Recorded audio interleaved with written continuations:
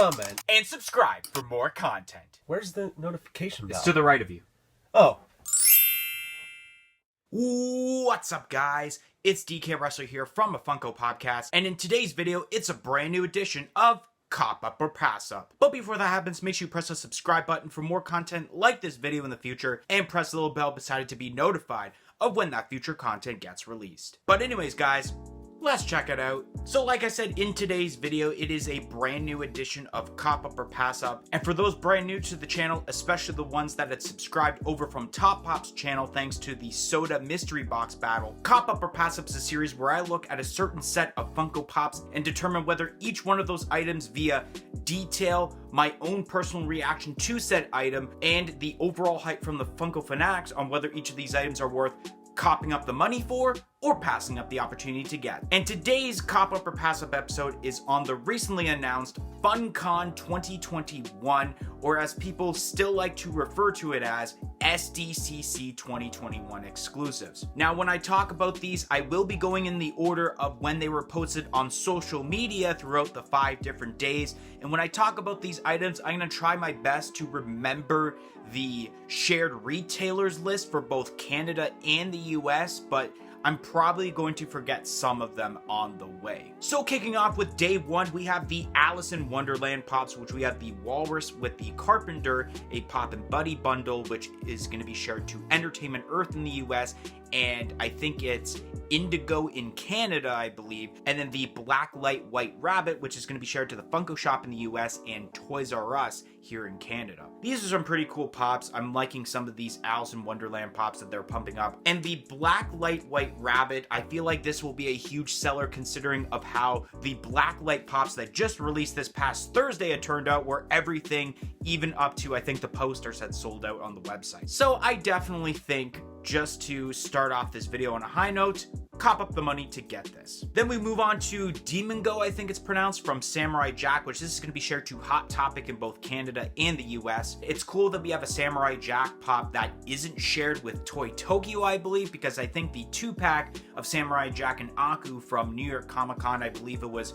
2019, I want to say, was Toy Tokyo shared, and then the Scaramouche from San Diego Comic Con last year was shared with Toy Tokyo. So now this one is a little easier, and I think a lot of people will be getting it because it is a much easier pop to get out of the Samurai Jack lineup. I think the overall design of Demon Go is also pretty cool, so I'm going to say also for this, cop up the money to get this pop. Then we move on to the Ad Icons lineup with the Drummer McNugget from McDonald's. I'm a little disappointed about this because I felt like a McNugget shouldn't be a Comic-Con exclusive. Surprisingly, there's actually a decent amount of hype going towards this, and I think it's mainly because it's McDonald's and a lot of people do have the majority of the McDonald's pop, so it's a new pop to add to that lineup. I noticed at my local Hot Topic that a lot of the McNugget pops already are kind of shelf sitters, so I think this pop may be going along with that. So I think for right now, pass up the opportunity to get this pop. That pop was shared to Hot Topic in both Canada and the US also. Now we are moving on to the Filibuster Leslie Knope from Parks and Recreation, which this is going to be shared to FYE in the US and Sunrise Records here in Canada. This is a pretty cool variant of Leslie. I do like the show Parks and Recreation, but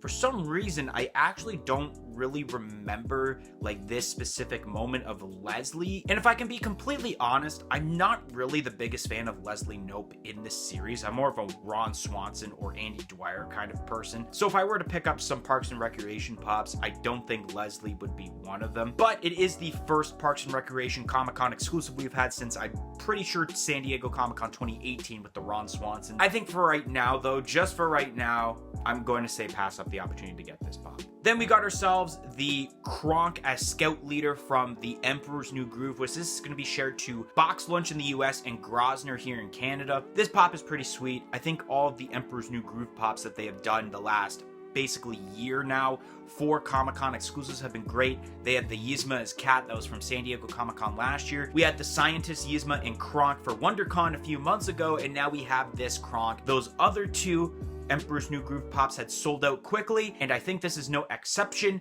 This will also sell out quickly, so I definitely have to say, cop up the money to get this pop ASAP. Then we have the Movies Mascot from Jay and Silent Bob, and this is a part of the Ad Icons lineup. This will be shared to the Funko shop in the US and Toys R Us here in Canada. I'm really liking this kind of obscure ad icon. I know that some movies restaurants have actually been created, so it's really cool that they're making pops for essentially this mascot, and I think the overall design is really, really cool, and people love the ad icons lineup even if they don't know what the ad icon is. So for that, I am gonna say cop up the money to get this pop. TDK from the Suicide Squad, or also known as the Detachable Kid, which will be shared to Hot Topic in both Canada and the US. Now, I'm actually kind of excited for the Suicide Squad movie coming out, considering that even though I am probably one of 5 people who actually kind of enjoyed the first Suicide Squad movie, I'm kind of intrigued by this character, of course, by the Detachable Kid. I'm assuming one of his powers is that he's being able to rip his limbs off and use them as weapons. I think the overall detail of him holding his own arm is pretty cool in the dirt near the boots, but with the amount of pops that are going to Hot Topic and kind of the lower hype as terms to this movie, there is usually 1 to 2 pops that would usually be shelf sitters as terms to Hot Topic shared exclusives, and unfortunately I do think that this is going to be one of those pops, so I am going to say right now, pass up the opportunity to get this pop. Then we are moving on to day 2 of FunKon reveals, which has the Star Wars pops, which we have the Jakku Ray, which will be shared to Amazon in both Canada and the US, and then we have the Imperial Super Commando, I think it's called, from Star Wars Rebels, and that is going to be shared to GameStop in the US and EB Games here in Canada. The Ray is meh. I mean, like, I would have rather seen a Mandalorian pop, but I am excited about this Commando pop because we haven't seen Star Wars Rebels pops in quite a bit now. Now, if I was rating these individually, I definitely would say that the Commando pop is a cop-up and the other one is a pass-up, but overall, with, once again, kind of the theory about the Hot Topic thing, like, with the amount of pops going to GameStop, I feel like this Star Wars one might be a shelf sitter, which is why for right now I am going to say pass up the opportunity to get this pop. Then we got ourselves Capwolf for the Marvel lineup, which is going to be shared to Amazon. I like this pop, except there is a missed opportunity with this. I feel like they should have made this a regular Amazon exclusive, a part of the Year of the Shield, and then because this is a Comic-Con exclusive, they should have made this pop flocked. It would have been awesome to have this pop flocked. So for right now, I am going to say, because it's not flocked, unfortunately, pass up the opportunity to get this. Then we have Smaxy The Seal from Sugar Smacks, which this is going to be shared to the Funko shop in the US and Toys R Us here in Canada. This is a unique pop, and as said in the Fun TV video, this is actually the predecessor of the Dig'em Frog. I think people might actually get this because if you notice on the box of this, this is actually part of that retro ad icons mascots lineup, and if you already have the Tony the Tiger pop that has been released for that lineup, I think people would want to get this pop to go along with it. It is an ad icon, so how many ad icons really do become shelf sitters? Not really many, which is why for right now I am going to say cop up the money to get this pop. Then we have the Imperial Palace DC pops, which we have Deathstroke, which is going to be shared to Target in the US, the Martian Manhunter, which is going to be shared to the Funko shop in the US, but both of these will be shared to Toys R Us here in Canada. The Martian Manhunter, in my opinion, is better than the Deathstroke. The Deathstroke kind of looks like it's just his own attire, but like kind of updated to look like an Imperial Palace outfit, while it actually looks like the Martian Manhunter is wearing an Imperial Palace outfit, which once again, I would definitely say cop up for the Martian Manhunter, but pass up for the Deathstroke. But then I gotta kind of mix these together, so I'm gonna say pass up for right now. Then we have the Tokidoki Pops Scooter, which is gonna be limited to 1,500 pieces and will be show only because it's limited. Sabo-chan, which I think is going to be shared to Hot Topic in both Canada and the US. Carmelo and Sandy, which both of those are going to be shared to Toy Tokyo in the US. But Caramello, that's what I meant to say, is going to be shared to, I'm pretty sure, Grosvenor in Canada, and then Sandy is going to be shared to Toys R Us in Canada. These pops are okay. I'm not really a fan of the Tokidoki lineup, but I actually like these kind of variants of these characters more than the Tokidoki pops that were announced earlier in the year for Funko Fair. Obviously, it would be a cop-up for the limited piece, but if you're talking about a whole entire set, I am definitely saying pass up the opportunity to get this set of pops. Then we have the Cobra Bat from G.I. Joe, which this is going to be shared to Walmart in the US only. This is a pretty unique looking pop. I love the detail in the chest torso there with kind of the mechanical parts that are green, red, and yellow. But I feel like there has been some better G.I. Joe pops that have been made, and only a certain handful of people will be getting this pop, so pass up the opportunity to get this pop. Then moving on to day 3 of FunKon reveals, which kick off with the Pokemon Diamond Collection pops of Bulbasaur and Squirtle. Now, after seeing a live video hosted by Funko, the Bulbasaur actually looks pretty decent in Funko Pop form as terms to the Diamond Collection. And then the Squirtle is meh in my opinion. There's always like that one pop that looks pretty good, but the other one that's like not the greatest. But it is Pokemon, and usually when people say, I'm not gonna get this, they end up getting it, so cop up the money to get these pops. Then we have the Snow White Metallic Pop, which will be a pop and pin with a mini backpack bundle, which it's weird because this was already announced with the Disney Ultimate Princess set as a normal Funko Shop exclusive. But then at the same time now, if you see on the Funko app, you get 2 unique stickers as terms to the con and the shared sticker. There's obviously the con sticker if you're able to get it off of the lottery, or if it's left over on the Funko Shop, but there's also the shared sticker, which will be that gold foil Funko Shop exclusive sticker as shown earlier in the year. So it's a matter of, should people get this because of the sticker? Pass up. Then we have the Masters of the Universe pops, which we have Roboto and we have Whiplash, which both of these are going to be shared to Toy Tokyo in the US, but as terms to the Canadian retailers, Roboto is going to be shared to Grosvenor here in Canada, and Whiplash will be shared to Toys R Us here in Canada. As terms of Roboto, I really like the mechanical pieces once again on the chest, but I do like the G.I. Joe pop as terms to that better, and then the Whiplash is pretty decent, but I think there are people who are kind of getting sick of Masters of the Universe, and I feel like there are definitely better pops that can be made, especially a lot of people want a Tila pop. Plus, I think especially with Toy Tokyo, most likely you have to buy these pop in a bundle, which means you would have to get this along with the Tokidoki pops. I think for right now, it's safe to say pass up the opportunity, wait until they're available separately on the secondary market. Then we have Xanathar from Dungeons and Dragons, which this is going to be shared to GameStop in the US and EB Games here in Canada. Now, if history proves itself, the Dungeons and Dragons pops are wicked as terms to Comic-Con exclusives. We had the gelatinous cube for Emerald City Comic-Con last year in 2020, and now that has retained quite a bit of value. And then we seen the Mimic Pop announced a few months ago as a GameStop exclusive, and I think that this Xanathar is going to be no different. I think this is definitely worth a cop-up because I think it's going to be a pretty penny. Then we have ourselves Crash Bandicoot and Mask Armor from the Crash Bandicoot 4 It's About Time game, which is going to be shared to Walmart in both Canada and the US, surprisingly. Now, I am really excited to see a Crash Bandicoot pop because this is the very first Crash Bandicoot pop since 2019 with, I think, the pop rides they did for the Crash Team Racing game. I think this overall design is really, really cool, although I do wish it was a different character other than Crash, but nonetheless, I am super happy we are getting more Crash Bandicoot pops. But for right now, I am surprisingly going to say pass up the opportunity to get, only because I feel like that this pop won't be worth so much money because the Crash Bandicoot set is actually pretty cheap to get. Then we have the DC pops, which we have Batman with Scythe, which is going to be shared to Entertainment Earth in the US and EB Games here in Canada. Stargirl, which is going to be limited to 5,000 pieces, so it's going to be show only. Nubia from Wonder Woman, which is going to be shared to the Funko Shop in the US and Toys R Us in Canada. Dr. Fate, which is going to be shared to FYE in the US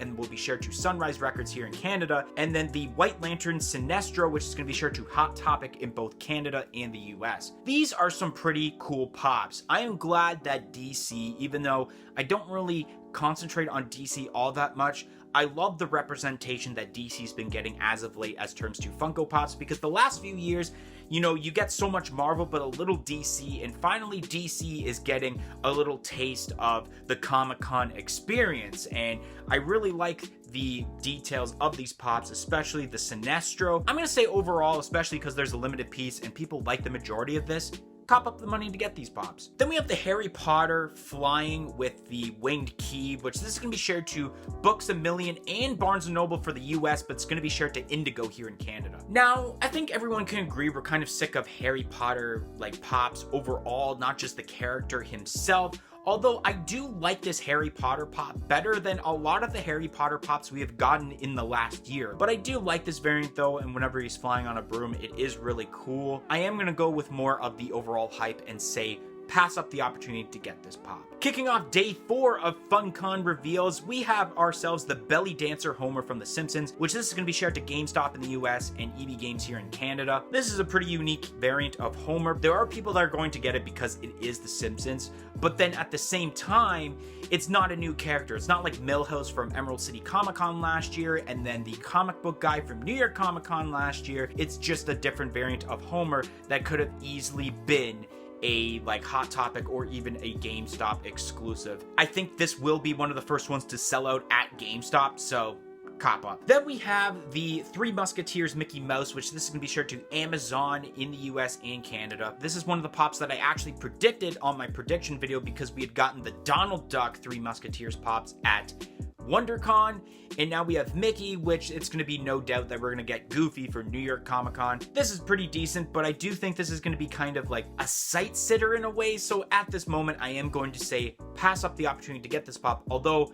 wouldn't be surprised if this actually sells out. Then we have Anthony and Joe Russo 2-pack for the director's lineup, which this will be con only, limited to 2,000 pieces. I think it's kind of well overdue for the Russo brothers to actually get their own Funko Pops. There have been a lot of directors, but the Russos, they've directed some cool MCU movies, including Avengers Endgame, which from what I remember is now the highest grossing movie of all time. And I think this is a really cool 2-pack. If you're able to get this on the lottery, I definitely say cop up the money to get this. But if it's the secondary market, I wouldn't even really count on it because especially this isn't a part of, let's say, an Avengers Endgame set. It's just part of the director's lineup. But you know what? Overall, I am going to say cop up the money to get this if you're in the lottery. Then we have Mexico from It's a Small World for the Disney lineup, and this is going to be shared to Walmart in the US only. I don't know what to say about this pop. I don't really know about It's a Small World because I've never been to Disneyland or Disney World itself. I know a lot of people don't really like the ride and it's kind of annoying with the It's a Small World song, so I'm just going to say pass up the opportunity to get this pop. Then we have Danger Mouse, which this is going to be shared to the Funko shop in the US and Toys R Us here in Canada. This is a cool pop. I know they did the Funko soda of this, and that's really how I know about this. And there's a pretty decent amount of hype, but for right now, because I don't really know much about it either and going more on my personal reaction, pass up the opportunity to get this pop. Then we have Shockwave from the Transformers Retro Toys lineup, which this is going to be shared to Target in the US, and I believe it's going to be shared to Toys R Us here in Canada. This is a pretty decent pop. At least it's not a new mold of like Optimus Prime or Megatron or some sort of already existing character. And I think a lot of people wanted a Shockwave when the first set of Transformers pops came out for the Retro Toys lineup. So it's really cool that we got one now. I feel like though the last Transformers pop, which I think was Starjet, or Starfire, I can't remember what the name is, but it was a Target exclusive and it actually ended up being kind of a shelf sitter. So I think this might actually also end up being a shelf sitter. So I'm going to say for right now, pass up the opportunity to get this Funko Pop. Then we got ourselves Wardrobe from Beauty and the Beast, which this is going to be shared to Box Lunch in the US and Toys R Us here in Canada. This is a really unique Funko Pop. I don't really care much about the Beauty and the Beast lineup, but for this year, because it is the 30th anniversary, I want to say, I can't exactly remember, they did do the Belle with the green dress for Emerald City Comic Con, which is meh, and then they did the Enchantress, which people were super surprised about for WonderCon, and now we have the Wardrobe, which the detail on this thing is awesome, and I can only imagine that this is actually going to obtain money in the future, which is why I'm going to say cop up the money to get this. Then we have the final day of FunKon reveals, which kicking off is the Marvel Pops, which we have the, I guess I'm going to call it 10-inch Galaxy Galactus, which is going to be limited to 1,500 pieces, so it's going to be show only. Blade, which is going to be a Walgreens shared exclusive in the US, but it's going to be shared to EB Games here in Canada. And then we have Falcon, which is going to be shared to Target in the US and Toys R Us here in Canada. These are all some pretty cool pops, especially the Galaxy Galactus, except the fact that this design was kind of stolen from a custom creator known as Abernathy Customs, who had already done this variant, but at the same time, this could have been a design that was made in the comics, so I can't really go into that argument yet. So overall, with these pops, including the Blade, which people are really excited for, cop up the money to get these pops. Then we have Black Noir from The Boys, which I know there is a decent fan base for The Boys, and this is going to be shared to Amazon in the US and Canada. To me, it just looks like one of those like G.I. Joe Retro Toys pops. Pops, and it doesn't really look all that detailed, although there is some hype. I don't know, I honestly think, especially with the last Boys exclusive, which I think was the Deep, it ended up being a sight-sitter, so pass up the opportunity to get this pop. Then we have Stanley Hudson as Warrior from The Office, which is going to be shared to GameStop in the US and EB Games here in Canada. This is really cool because this is the very first Office exclusive con pop that isn't a Dwight Schrute variant, which is really, really cool, and I'm excited that Stanley is getting some sort of treatment, and I think a lot of people are going to get this because it is The Office, and I think it will be one of the first pops to sell out at, EB Games/GameStop, so I'm going to say cop up the money to get this pop. Then we have Rocketeer Flying for the Disney lineup, which this is going to be shared to the Funko shop in the US and Toys R Us here in Canada. I think this pop is pretty cool, and especially if you've never got the OG Rocketeer, which is worth a lot of money,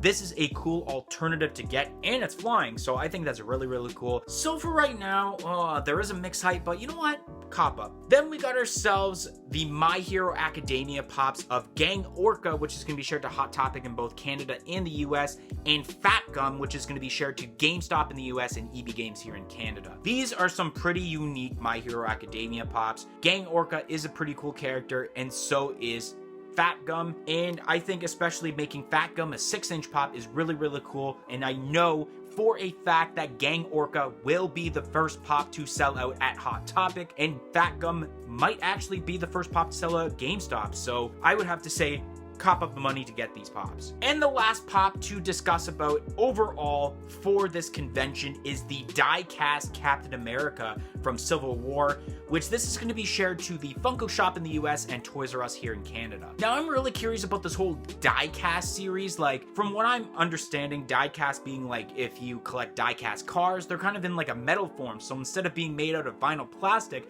I think this might actually be made out of metal, but I'll have to see some YouTube videos first to see when people get this and be like, you know what, it's actually made of metal. So I'm excited to see how this turns out, and it also comes in a weird box, like if it's an 18-inch box. So I wonder, is this pop larger than possibly 10 inches? I don't know. So it's really curious to know what also the price point is on this pop. I'm gonna say for right now though, because we don't really know much info, pass up the opportunity to get this pop. But anyways, guys, that is going to be the end of today's video. If you enjoyed this edition of Cop Up or Pass Up, make sure you smash that like button, comment in the comment section below, and let me know what you think is worth copping up the money for or passing up the opportunity to get as terms to the FunKon 2021 exclusives. Like I said earlier, press the subscribe button for more content like this video in the future, and press the little bell beside it to be notified of when that future content gets released. But anyways, guys, thank you for watching today's video, and hope to see you guys next time. 1, 2, 3, I'm out of here. Follow us on all of our social media platforms on Facebook, Twitter, and Instagram at A Funko Podcast. If you want to check out some of our other content that's featured on our channel, you can click either the playlist that's on your screen right now featuring previous episodes of our weekly podcast, A Funko Podcast, or we have suggested a video for you guys in relation to today's video.